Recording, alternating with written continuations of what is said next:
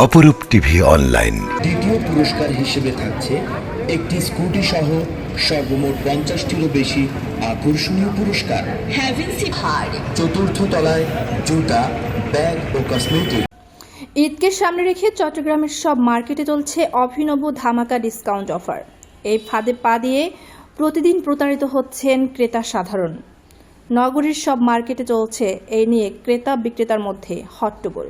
একই সাথে অনলাইনে প্রতারণা চলছে সমান তালে।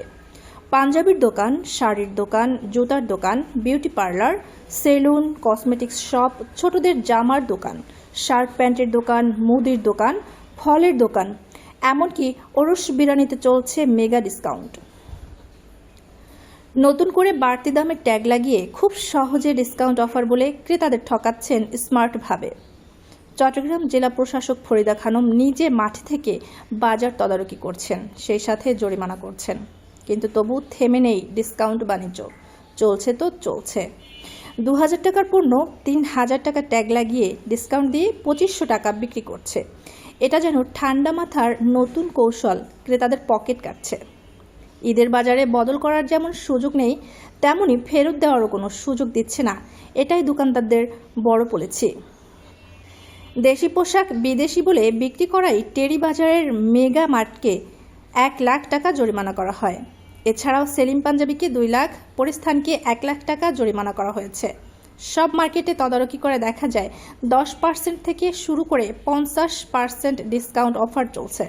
বিপণী বিতানে শার্ট কিনতে আসা লায়ন শেখ মোহাম্মদ সামিদুল হক জানান, এই সুযোগে পুরনো কাপড়গুলো বিক্রি করে দিচ্ছেন কথামালার ফুলঝুরি দিয়ে।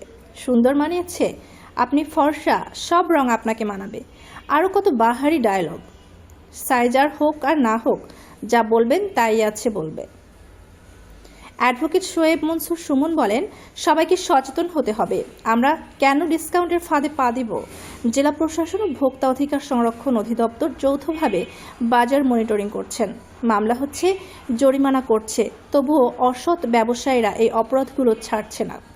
মানবাধিকার সংগঠক জাফর ইকবাল বলেন, 500 টাকার শার্ট 22,000 টাকা বিক্রি, তাও আবার মেড ইন লন্ডন লিখে। এটা কত বড় ডাকাতি কল্পনা করা যায়?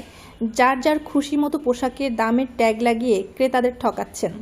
সামাজিকভাবে এদের বিরুদ্ধে সোচ্চার হতে হবে, তাহলে সমাধান মিলবে। জাকিয়া জাহান নিপু বলেন, ঈদ উপলক্ষে সানমার ওশান সিটি ও আখতারুজ্জামান সেন্টারের ফুড কোর্টে পচা বাসি খাবার বিক্রি করছে। এমন ইফতারে গোজামিল করছে।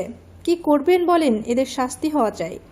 মুস্তাফিজুর রহমান চৌধুরী বলেন, ইফতারি আইটেমে পর্যন্ত ডিসকাউন্ট অফার দিচ্ছে। কত বড় ধোঁকাবাজ তারা।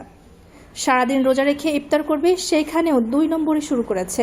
হালিম, ফিরনি, সেমাই, জর্দা ও মেজবানি প্যাকেজ নামে নানা বাহানা দিয়ে মানুষের টাকা হাতিয়ে নিচ্ছেন। বড় বড় শোরুমগুলা যেভাবে ইন্ডিয়ান বলে, বিভিন্ন দেশি বলে, এখানে সুইং, অথচ একটা বোর্ড দিয়ে একটু মানে ভালো শপিং দিয়ে একটা 1000-2000 টাকার মালকে, পণ্যকে 5000-10,000 করে বিক্রি করতেছে। সেই জন্য আমি বলবো, আপনারা গলা কাটা কাজে ওই দোকানগুলোতে, আউটলেটগুলোতে না গিয়ে আপনারা আমাদের মতো এই প্রতিষ্ঠানগুলোতে আসেন।